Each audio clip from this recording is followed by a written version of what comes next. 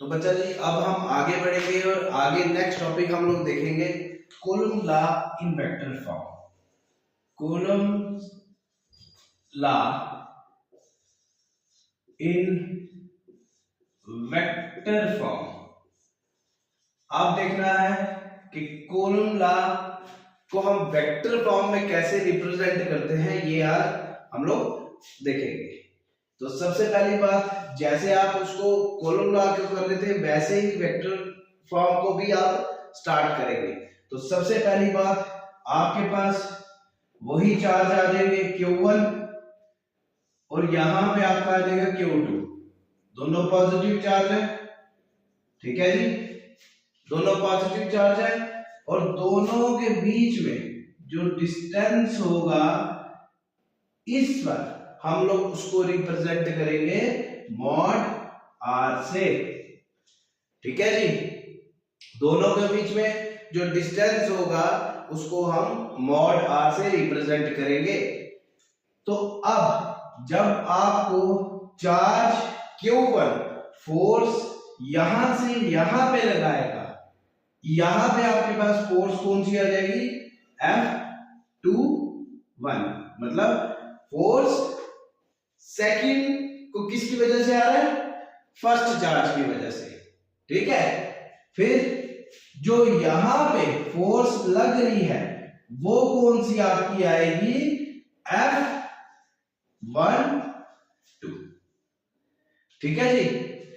अब इन दोनों में अगर हमने क्या करना है, column law in vector form करना है। अब वेक्टर फॉर्म में यहां पे हमारे पास जो डिस्टेंस होगा उसको आप r से रिप्रेजेंट कर लेते हैं और इसको वेक्टर फॉर्म में कैसे करेंगे कि जब आपका Q1 से Q2 वेक्टर यहां पे चार्ज के बीच में बात करेंगे तो जो हमारे पास वेक्टर आएंगे वो क्या आएंगे कि R2 माइनस R1 वेक्टर, ठीक है जी।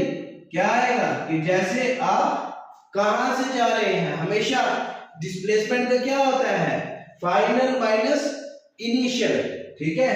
तो वैसे ही आपका इसमें यहां से यहां पे जो आएगा वो आएगा R1 vector minus R2 vector, ठीक है जी। तो अब देखेंगे कि जो हमारे पास फोर्स होती थी F12 की, इस वाली फोर्स की बात करेंगे कि इसको हम वेक्टर फॉर्म में कैसे रिप्रेजेंट करेंगे वो देखेंगे। आपके पास क्या आता था, K Q1 Q2 अपान, अब यहां पे R नहीं है, यहां पे क्या है, मॉड R।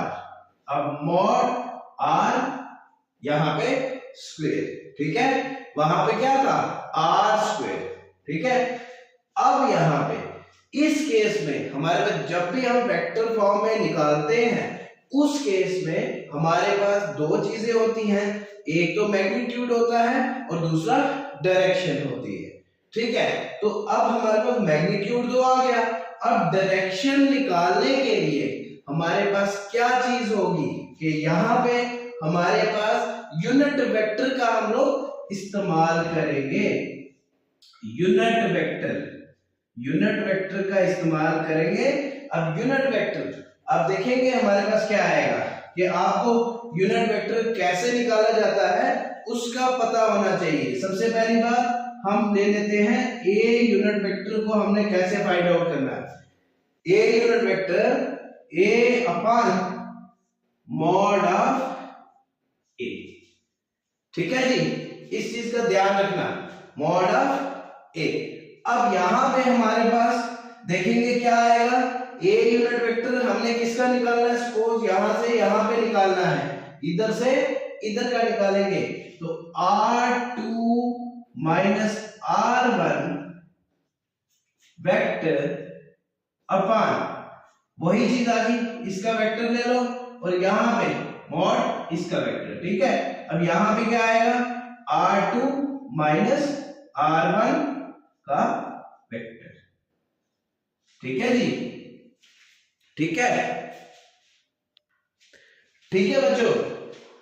अब एक चीज देखेंगे कि जैसे हमारे पास यहाँ पे आ रहा था, हम इसको ऐसे रिप्रेजेंट कर सकते हैं R A minus A vector का मॉड, और यहाँ पे हम इसकी बात कर रहे थे तो यहाँ पे हमारे पास क्या चीज आएगी, R1 माइनस R2 वेक्टर, क्योंकि यहां से हम यहां पे आ रहे हैं और इस पे निकाल रहे हैं, ठीक है। अगर इसकी बात आ जाएगी तो हम इसको लेके चलेंगे, ठीक है, R1 माइनस R2, ठीक है जी। अब एक और चीज आपने ध्यान रखनी है, और कई बुक्स में आपको ये चीज भी लिखी जाएगी कि जैसे mod of R equal to, आपके पास क्या है, मॉड ऑफ R आप लिखते हो, क्या आएगा यहाँ पे, जैसे R21, ठीक है, R21 इक्वल टू R12, तो ये चीजें, ये वाला केस जो आता है ना, ऐसे कई बार ये चीजें गलत हो जाती हैं, ठीक है।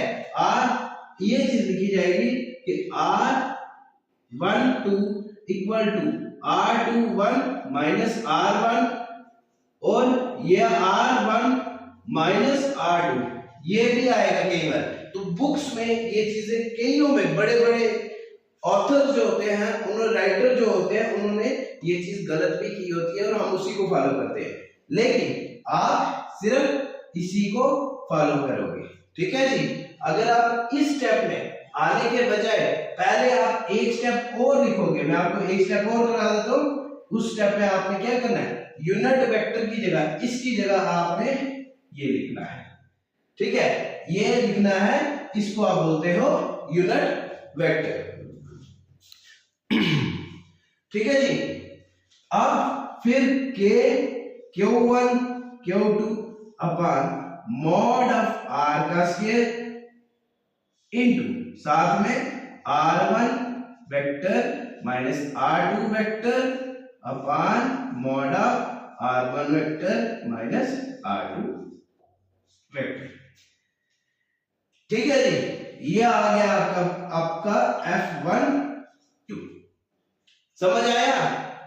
और सिमिलरली अगर आपने निकालना है यहाँ पे क्या, R21 पे फोर्स, F21 पे फोर्स निकालनी है, तो उस केस पे आपने क्या करना है, लिखना है F21 equal to K Q1 Q2 upon mod of R का square into R2 vector minus R1 vector upon mod of R1 vector R2 vector minus R1 vector, ठीक है जी,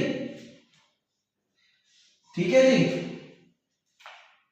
समझ आया आपको। वैसे ही अब यहां पे एक चीज ये भी लिख सकते हैं, इसको अगर आपने एक्सटेंड करना है एक स्टेप आप और लिख सकते हैं, इसके आगे नेक्स्ट स्टेप आप एक ये लिख सकते हैं कि Q1 Q2 अपॉन, अब यहां पे क्या था, ये तो साथ में आएगा ही आएगा, R1 vector minus R2 vector upon, अब यहां पे देखें कि दो है, ये R का स्क्वायर है, मतलब R को आप ये भी इक्वल टू, मतलब ये इसके बराबर होगा, तो दो एक हो, ये हो गए और एक ये हो गया, तो यहां पे आया था R मॉड का क्यूब, ठीक है जी। सिमिलरली इस केस की बात करेंगे, यहां पे आएगा कि Q1 Q2 into R2 vector minus R1 vector upon R का, ठीक है जी। तो this is the column law in vector form, ठीक है जी।